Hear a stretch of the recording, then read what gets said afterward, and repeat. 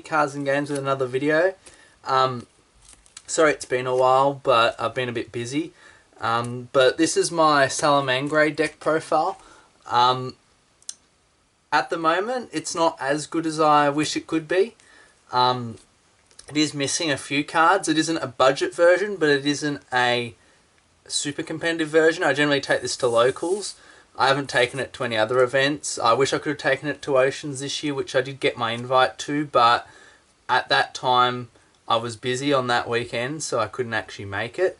But I had a mate, Yuri, who I did a deck profile of Ultrageist. He came fourth with an Ultrageist deck that was very similar at that Oceans, but our locals is pretty competitive. I get a few wins with this, but like I said, my locals is very competitive. Most of us at locals do make it to Oceans every year and get our invite, and some of us do top regionals and nats, and YCSs even. But this is a Salamangreat deck profile. I've had this deck for a long time. I tried to do a deck profile, but I didn't really like. This is the best variant I think I've made so far, and I made it after Oceans because I didn't like the way I was playing the deck.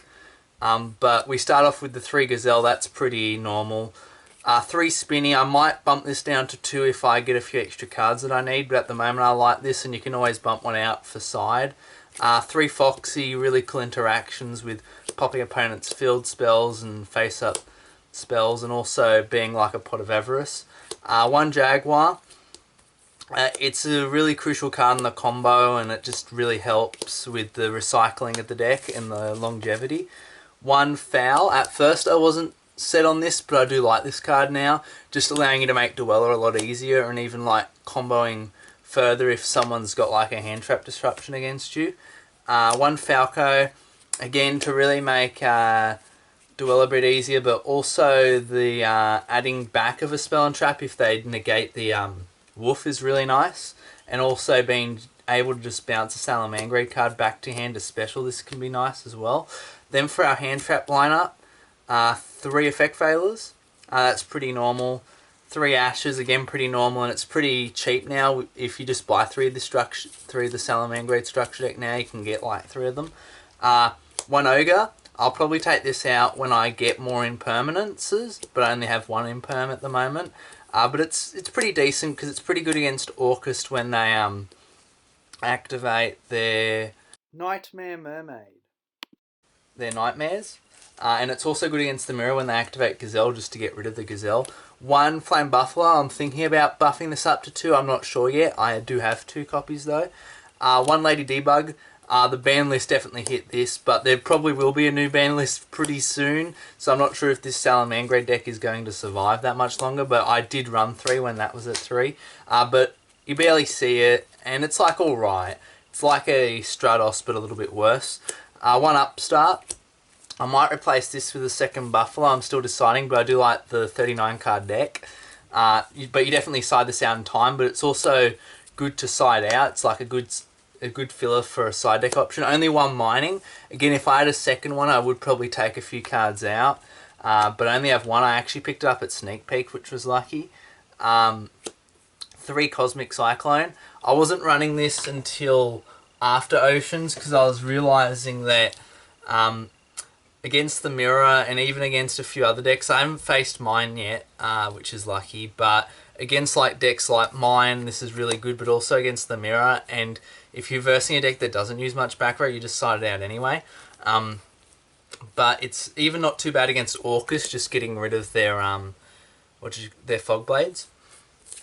But yeah, 3 Kozo, 3 Call By, that's pretty obvious. Some people main this, but most people don't. But I am maining it at the moment, and that's double Super Poly. Most decks, you can Super Poly on them anyway, and the ones you can't, at least you can still use it to make your fusion guy. You can still make a Chimera with it, and it gets people like really surprised activating against them game 1. And it's just like a blowout card, especially against the Mirror, and even against Orcust, it's pretty good. Then we play, of course, the 3 Circle. It's just generic draw support. Who doesn't like this generic at searching. We barely use its second effect, but it can come in some situations. The card you always see, but you never want to see in your opening hand, Sanctuary. Again, I haven't got the holo printings yet since Battles only came out this weekend. Will. Will is good. It's like a Soul Charge. I know a lot of people have cited it, taken it out of their decks. I'm still running it because I just like it because sometimes it does actually unbrick my hand if I only have one monster, and I can't sometimes do full combo, but I can at least make up a decent enough board. And when you draw nutty with this card can be really nutty. I know it's very decisive if you want to run 2, 3, or none, or 1, but I'm running 1 at the moment. Just because you can also send in, it's pretty much searchable. 1 Rage, it's pretty much like a Judgment, really good. And you do send it if you, 1 Raw and 2 Rage. You do send it if you already draw a Rage. Rage is pretty explainable, it's pretty normal, but I'm running double. I know quite a lot of people are as well. I just like to see it more, and I've taken out more traps. I'm not running like the Strike Engine anymore, or Warning, like I'm not running the Solemns anymore, just because I didn't really like maining them. They made my life points go too low, which in time's really bad, and also, like, yeah, they stop my opponent from doing a lot of things, but if I draw them going second, they're just not that good, as these are still good going first or second, as long as you don't draw too many. And the 1 Imperm, I only own 1, or I would play more. Really nice card. But Rage is definitely good, and I'd probably run 2. Then for the side deck, 2 Pankratops. Pretty much, it's good against the mirror, it's good against quite a few matchups going second, and if you don't know a matchup very well, it's not too bad to side it in if you know you're going to go second.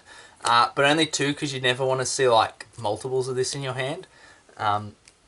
Then 3 Scythe pretty much shuts down Orcust. There has been several games where I've versed Orcust and I've just shut them down with this card. It's very good. Again, haven't got the holo printings of either of those yet. 1 Scythe and 3 Sanctum. I was maining it at one point, but it's too bricky to main it, and against some matchups like Ultrageist and Guru Control, it's not that good. And going second, it's not that great unless you had enough hand traps to disrupt them, and drawing the Scythe really hurts. So it's not too bad to side it in, especially if you know you're going first. And if you're versing Orcust, you can also side in Lanciers, so you can activate Sanctum even if you drew a Scythe and a Sanctum. And then for our other traps, 2 evenly matched, just more going second potential. I originally wasn't siding this in, but I went like, I only have 2 as well. If I had 3, I'd probably side in 3. But it's like, this is good against a lot of decks. Like against the mirror, you have to bait out their raw, and if they don't have a raw, you pretty much screwed their board. Same as Orcust, you need to bait out the Crescendo. If they don't have Crescendo, they're screwed. And Ultrageist even takes a big hit from this. A lot of competitive decks do. It's not the best drawing it in later game, but if you are low on advantage, it's not the worst, and there are cards to discard it. Then we play 3 Twin Twisters, pretty much just back row hate, and we hate decks that play way too much back row in this deck, because this deck pretty much relies on its normal summon, which is one of the only decks in the format that still does. Extra deck, 3 Balinks. A lot of people are cutting this down to 2, but I still like 3 just because sometimes you do run out and you can't always Jaguar the Balinks. 3 Wolf, pretty self-explanatory. I only have 1 Super though, which is a bit annoying. 2 Helio, that's pretty normal. 1 Hitter, pretty good in the mirror. 1 Jamming Wave and 1 Borreload, because Jamming Wave is really good because if you use it to link, you can make something like your Borreload attack twice, which is nice, and you can steal 2 things. Then 1 Mirage Stalio. Some people are running 2, but I think 1's a good enough ratio because this you can shuffle back, and like it's only super great going first. It's not too bad going second, but it's pretty much like an Amic Save Revoker, but a little bit worse. Duella, really clutch against the Mirror and Orcust and BA. Great card if you can make it, you should. Violent Chimera for a Super Poly target. It's good, it can help OTKs, and it's great against the mirror. And then Starving Venom Fusion. Good against Orcus to Super Poly him with it. And copying the effects is sometimes not used, but in some matchups I've actually been able to use it and won because of that. And just for some other news, even though this isn't based on the deck profile, or one of them is I'm debating on if I should put in Avramax or not. Like, I have a copy, but I'm not sure if I want to play it in it yet. It's a pretty good card, just can't be targeted, which is nice. And then a few weeks ago, there was Supernova Sydney, Australia, where Dan Green and Eric Stewart were there, and I got Blue Eyes White Dragon and Dark Magician signed by them. I just wanted to show them off. And thank you for watching the deck profile. MP Cards and Games signing out.